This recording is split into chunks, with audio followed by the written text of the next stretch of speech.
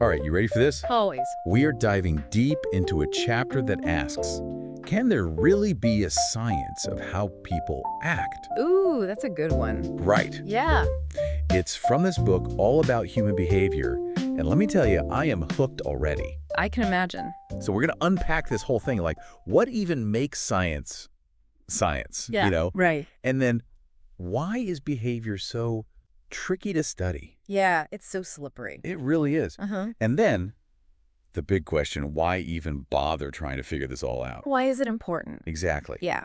What's so cool is that the chapter just jumps right in, no messing around. Gets to the heart of it. Exactly. Yeah. It's like we always think about science in terms of like big discoveries. Breakthroughs. Yeah, telescopes, labs, the whole shebang. The fancy stuff. But this source is saying, hold on a second. It's more about the approach. Yes. The mindset. It's the thinking, right? Totally. Not just the tools or the theories. It's that scientific way of thinking.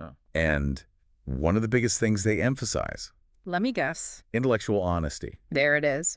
But it's not just about admitting when you're wrong. Oh, it's so much deeper than that. It's about being open to being wrong in the first place. Which is honestly kind of terrifying sometimes. Right. Yeah. Think about it. How often do we avoid information that might totally shake up our worldview? All the time. Uncomfortable. Like, nope, not going to look at that, la. Exactly. But in a science of behavior, oh, man. that kind of self-deception, Game over. yeah, it'll totally derail the whole process. And that makes sense because behavior, oh boy, it is a wild it thing. is constantly shifting, changing based on everything. So many factors. It's like, how do you even apply, scientific rigor to something that unpredictable? Yeah, that's the million-dollar question, isn't it? It is. We humans, we're naturally drawn to stories. We love a good story. Those one-off experiences. The anecdotes. Yes. Like hearing about someone who won the lottery against all odds. Oh, yeah, those make the headlines. Makes you think, it could be me. Right. But the source is pointing out that biographies, historical accounts, even those juicy personal stories we tell, They're all snapshots. yeah, like little glimpses into a moment. But science is looking for the bigger picture. The patterns. Exactly. The patterns that hold true across lots of different people and situations. So it's like, instead of just knowing someone who won the lottery, Science wants to understand the actual odds of winning. the underlying principles. The laws that govern behavior in general. Okay, so we've got science being about a certain way of thinking and behavior being this complex, ever-changing thing. Yes. But the big question this chapter tackles is, Can you really bring those two things together? can you have a science of behavior? Right. And the source. Doesn't shy away from the hard stuff. Oh, no. It lays out all these objections. It's like a laundry list. It's like, here's why this might be totally impossible. But let's dive in anyway. And I have to admit, some of them really made me think good point. Which one's gotcha? The principle of indeterminacy. Oh, yeah, that's a big one. Like the source explains how, at a subatomic level, there's this inherent uncertainty, things we can't fully predict or know. Right. So if our behavior is ultimately driven by those tiny particles, Does that mean it's inherently unpredictable, too? can you even have a science of something if you can't even measure it accurately? That's a good question. It really is. Yeah. It had me stumped for a second. But the source pushes back on that. They do. Yeah. They argue that just because there might be limits to what we can know at the subatomic level. Doesn't mean we can't find patterns in how people behave as a whole. Right. It's not about predicting every single thought or action. It's about looking for the trends, the bigger picture. Exactly. It's like saying just because we can't predict the exact flight path of a single fly. Which, by the way, the source actually uses as an example. No way. Someone seriously claimed that because we can't calculate the orbit of a fly. It means there's this incalculable element of self-determination even in insects. I know, right? It's wild. That's amazing. But the source is like, hold on, that's more about our current limitations. Not some fundamental truth about flies or behavior. No. It's not that those things are inherently unpredictable. It's that we haven't figured out how to predict them yet. It's like science is always evolving. Exactly. So even with all these objections, the source is basically saying, don't rule out a science of behavior just yet. which I gotta say, I find pretty inspiring. Me too. It's acknowledging the complexity, the challenges. But also the incredible potential. And that's what makes this whole deep dive so exciting, wouldn't you say? Absolutely. I'm hooked. And you know what else is interesting? this source doesn't just get stuck in the theoretical arguments. Oh, really? It brings up how behavior is already being controlled, even without a fully developed science to explain it. Oh, yeah. Totally.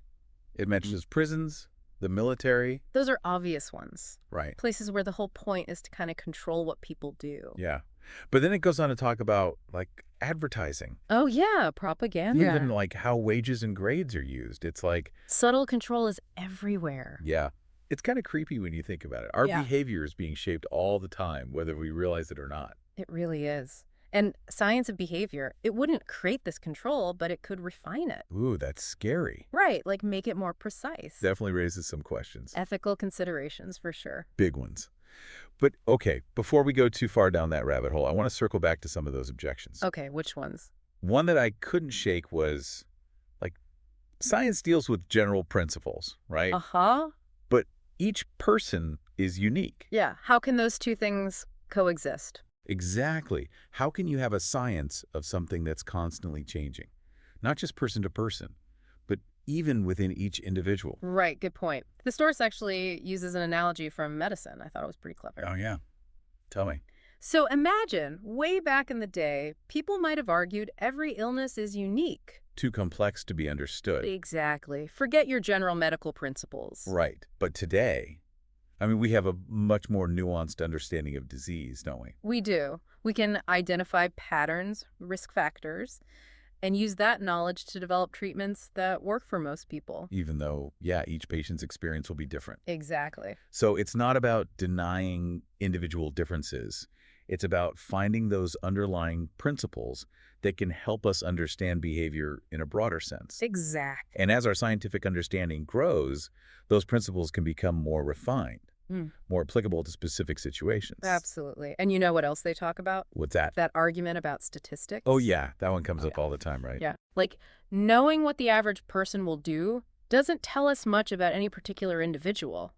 Knowing the average lifespan doesn't tell you when you're going to kick the bucket. Right. It's what good are those life insurance actuarial tables if they can't predict what's going to happen to me specifically? Exactly. But the source is saying, hold on a second. The value of statistics, it depends on the level of analysis. Oh, I see.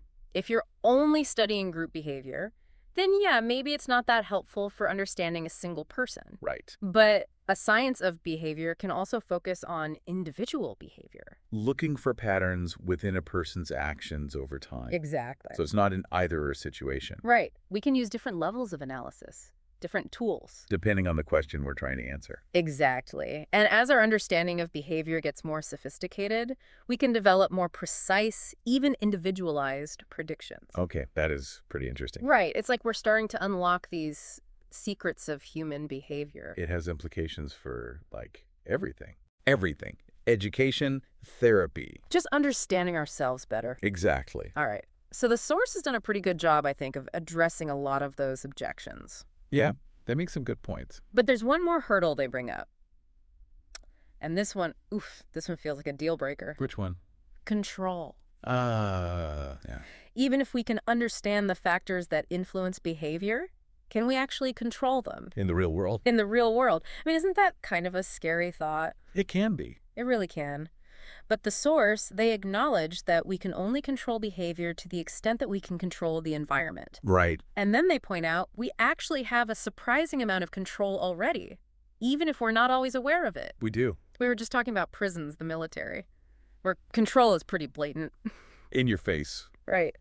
But then the source also mentions, how stores are designed to encourage those impulse buys. Oh, yeah, the candy bars by the checkout. Exactly. How politicians use language to evoke certain emotions. It's we are constantly being shaped by these external forces, and we don't even realize it. And that's where a science of behavior could be incredibly powerful. How so? It could help us understand how those forces work, how they interact with individual differences, and then how we can use that knowledge to create more positive and effective interventions. So it's not about some kind of dystopian mind control scenario. No. It's about using our understanding of behavior to improve lives. Create environments that support well-being, help people reach their full potential. Help people thrive. Precisely. Empowering people, not manipulating them. Yeah. That's a crucial distinction. It's funny, after reading all this, I started noticing these little things everywhere. I know. Like, just the other day, I'm at the grocery store, right? Uh-huh. And I catch myself, like, reaching for a candy bar The checkout line? right by the checkout. It's like, come on, buy me. You know what they're doing. They're totally using, like, basic behavior stuff to get us to buy more. It's happening all the time, honestly. It really is. Think about how websites are designed. To keep you scrolling forever. Oh, yeah, the infinite scroll. And, like, politicians, how they use certain words. To trigger those emotions. It's all about understanding these, like, levers of human behavior. And the more we learn about them, the more we see them in action. It's like we've unlocked a secret code. Right. Which brings us to, like, the big question. The one the source leaves us with. If science can help us understand all these things that influence how we act. Does that make us more responsible for our actions or less? Let's do one right. It's the tough one. Because on the one hand, if our behavior is shaped by all these things we can't control, does that mean we have less free will? are we just puppets? Dancing to the strings of our biology and environment. But then if we understand those influences, doesn't that give us more power? To make conscious choices. It's like, if I know that I'm more likely to overeat when I'm stressed, maybe that awareness helps me make a different choice next time I reach for that bag of chips after a tough day. Instead of just being a slave to your impulses. Yeah, you can actually intervene. Change the script. Exactly. Knowledge is power. It really is. And understanding the science of behavior could be incredibly empowering. It's not about taking away our freedom. It's about giving us the tools to make more informed decisions. Of course, there's still those big ethical questions, right? Of course. How do we use this knowledge responsibly? That's the next chapter. Maybe a deep dive for another day. This deep dive has given me so much to think about. It's a fascinating topic. It really is. A science of behavior, it's complex, full of challenges, but also incredible possibilities. It's a journey of discovery. And the more we learn, the more fascinating it becomes.